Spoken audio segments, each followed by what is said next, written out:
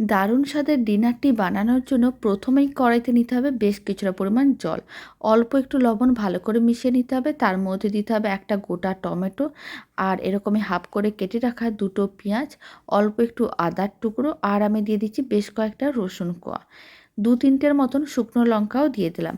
এবার আমি এর মধ্যে দিয়ে দিচ্ছি বড় বাটির ১ বাটির মতন মটরশুঁটি। প্রায় ২৫০ গ্রামের মতন মটরশুঁটি আছে। ঢাকনা বন্ধ করে ৫ থেকে ৭ মিনিট মিডিয়াম টু হাই ফ্লেমে এইভাবে রান্না করে নিতে হবে। ৭ মিনিট পরে আপনারা দেখতে পাবেন যে সমস্ত কিছু ভালো করে সেদ্ধ হয়ে গেছে।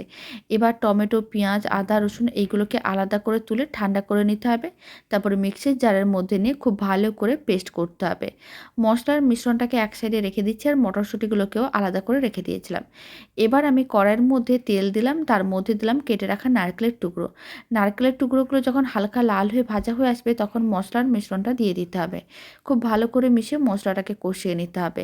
আর এই সময় হলুদ গুঁড়ো, লঙ্কার গুঁড়ো দিয়ে মশলাটাকে ভালো করে কষিয়ে নিতে হবে।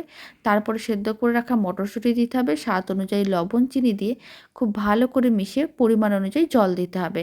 আবারও সমস্ত কিছু ভালো করে মিশিয়ে ৫ থেকে ৬ মিনিট মিডিয়াম টু হাই ফ্লেমে রান্না করে নিতে হবে। আর অল্প একটু দিতে হবে গরম মশলার গুঁড়ো। এইভাবে একবার ঘুগনি বানিয়ে দেখতে পারেন।